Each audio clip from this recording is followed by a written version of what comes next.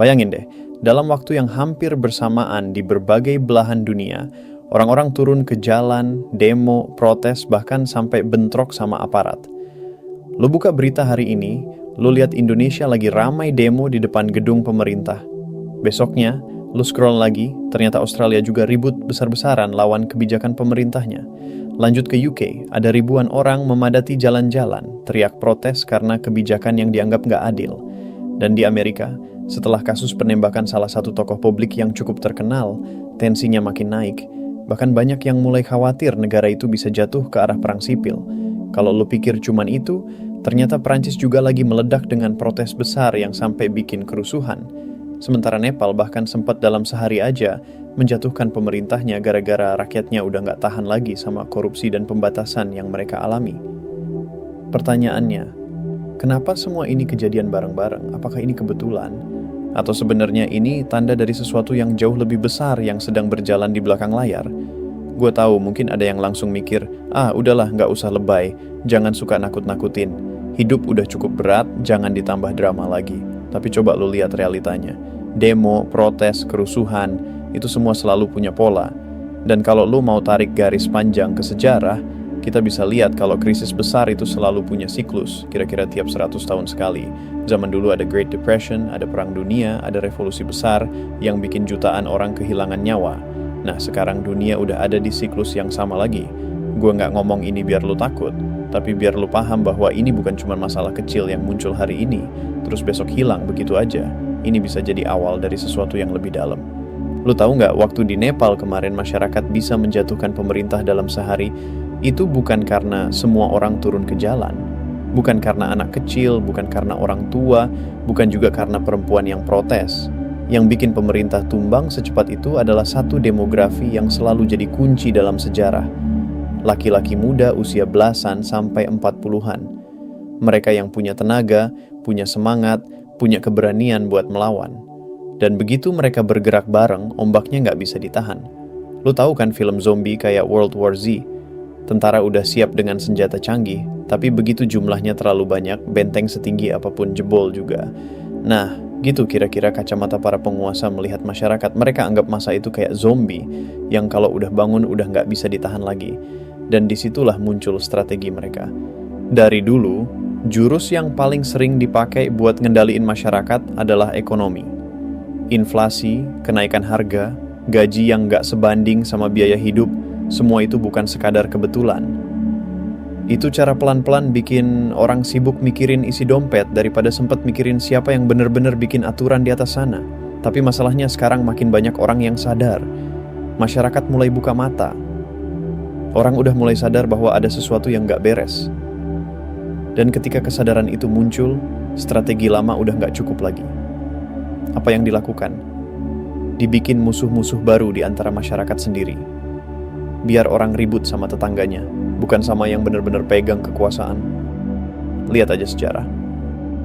Orang Kristen diadu sama Islam, kulit hitam dilawan sama kulit putih. Imigran dijadikan kambing hitam, isu agama, isu ras, isu budaya, semua itu sengaja dipelihara biar masyarakat sibuk berantem sesama mereka sendiri. Lu marahnya ke orang yang warnanya beda, ke tetangga yang agamanya lain, ke pendatang yang dianggap ngerebut kerjaan, padahal musuh sesungguhnya bukan itu. Musuh sesungguhnya adalah mereka yang duduk di atas, yang punya kuasa nentuin aturan main, tapi mereka terlalu pintar buat turun langsung jadi lawan. Mereka biarin masyarakat terpecah, ribut, dan akhirnya nggak punya waktu atau tenaga buat ngelawan sistem yang bikin mereka menderita. Tapi kalau semua jurus itu udah nggak mempan, kalau masyarakat udah mulai sadar siapa lawan sebenarnya, maka jurus terakhir biasanya adalah perang. Dan lo lihat sendiri apa yang terjadi di Ukraina. Jutaan laki-laki muda dikirim ke medan perang. Dari sisi Rusia, korban ratusan ribu. Tapi dari sisi Ukraina, jutaan. 6 juta laki-laki muda hilang dalam waktu singkat. Itu bukan sekadar angka. Itu generasi yang hilang. Yang tersisa siapa? Anak kecil yang belum ngerti apa-apa, perempuan yang harus mikirin anaknya, orang tua yang udah nggak kuat berjuang, nggak ada lagi tenaga yang cukup buat revolusi, nggak ada lagi masa kuat yang bisa bangkit lawan penguasa. Cerdas kan kalau lu lihat dari kacamata mereka? Sadis. Iya, tapi efektif buat mempertahankan kekuasaan. Dan inilah yang bikin gue bilang, lu jangan sampai lengah. Jangan sampai jadi bagian dari generasi yang dikorbanin cuma karena lu nggak siap.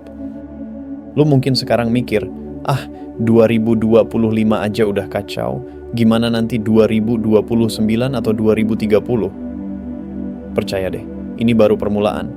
Kalau ngikutin polanya, puncak krisis belum datang. Jumlah korban di tahap awal mungkin masih bisa dihitung pakai jari, tapi nanti angkanya bisa ratusan juta, bahkan miliaran kalau beneran sampai pecah perang besar atau bencana global lain. Dan itu yang gue bilang sebagai satu-satunya prediksi yang gue harap banget salah. Sekarang pertanyaannya, apa yang bisa lo lakuin? Banyak orang salah kaprah. Mereka pikir cukup doa, cukup pasrah, cukup ya udahlah hidup mengalir aja. Gue bukan bilang doa itu nggak penting, tapi lo juga mesti realistis. Di dunia kayak gini, lo butuh persiapan nyata. Kalau sampai negara lo chaos, bandara ditutup, transportasi umum lumpuh, lo kira siapa yang bisa selamat? Hanya mereka yang punya akses lebih, yang bisa beli tiket private jet, yang punya lahan produktif, yang punya sumber air sendiri, listrik sendiri, makanan sendiri. Itu semua butuh modal, dan modal datang dari uang. Itulah kenapa dari dulu gue selalu bilang, lo harus kerja keras buat bangun kekayaan. Bukan sekadar biar kaya, tapi biar lo punya opsi. Biar lo punya pilihan buat selamatin diri lo dan keluarga lo kalau keadaan beneran kacau. Lo bisa aja bilang, gue gak peduli jadi orang kaya, yang penting cukup. Tapi masalahnya, cukup itu definisinya berubah kalau krisis datang. Dulu lo mungkin cukup punya tabungan beberapa juta buat hidup sebulan 2 bulan. Tapi kalau sistem runtuh, uang di rekening lo bisa nggak ada artinya. Yang benar-benar jadi penentu hidup adalah apakah lo punya aset nyata, apakah lo punya akses ke hal-hal dasar kayak makanan, air, tempat tinggal yang aman, dan semua itu hanya bisa disiapin dari sekarang selagi masih ada waktu. Gue ngerti, topik ini berat, mungkin bikin lo nggak nyaman. Tapi justru itu poinnya, kalau lo nyaman terus, lo nggak akan pernah siap. Gue lebih milih lo sekarang agak kaget, agak waspada, tapi mulai mikir serius, daripada lo nanti nyesel pas udah telat. Lo nggak harus jadi miliarder buat bisa selamat, tapi lo harus punya kesadaran, lo harus punya rencana, dan lo harus ambil tindakan nyata. Entah lo mau mulai dengan nyimpen aset, investasi, belajar skill baru, atau bahkan sekadar bangun komunitas yang bisa saling bantu, itu semua langkah nyata yang bisa bikin lo beda nasib dari orang lain yang cuman bengong pas krisis datang. Dan gue ulangi lagi, ini bukan cuma cerita buat nakut-nakutin. Kalau lo perhatiin berita, pola ini udah kelihatan jelas. Demo di mana-mana, protes yang makin keras, konflik yang makin sering muncul, itu semua bukan akhir, itu baru awal. Dan kalau lo lihat sejarah, babak berikutnya biasanya jauh lebih gelap. Bisa perang, bisa pandemi, bisa bencana ekonomi besar. Semua itu ujung-ujungnya berputar pada satu hal. Bagaimana kelompok kecil yang pegang kekuasaan berusaha mempertahankan posisinya dengan cara apapun. Jadi, kesimpulannya sederhana tapi keras. Jangan anggap remeh tanda-tanda kecil yang lo lihat sekarang. Jangan puas dengan keadaan nyaman hari ini. Jangan nunggu sampai chaos beneran baru lo panik. Mulai siapin diri dari sekarang. Bangun kekuatan finansial lo. Jaga kesehatan, pelajari skill bertahan, cari komunitas yang bisa dipercaya. Kalau dunia masuk ke fase gelap lagi, yang bisa bertahan bukan yang paling pintar, tapi yang paling siap. Dan terakhir gue mau bilang gini, gue ngerti banget topik kayak gini bisa bikin lo cemas, tapi jangan biarin rasa takut itu bikin lo lumpuh. Justru pakai rasa takut itu sebagai bahan bakar buat bergerak. Dunia memang gak bisa lo kontrol, tapi hidup lo, keluarga lo, itu masih bisa lo jaga. Jadi, tetap tenang, tetap waras, dan jangan gampang diadu sama sesama masyarakat. Ingat siapa musuh sebenarnya, dan fokus ke apa yang bisa lo kontrol. Gue yakin kalau lo bener-bener serius siapin diri, lo bisa lewat masa sulit ini dengan selamat. So, itu dulu sharing gue kali ini.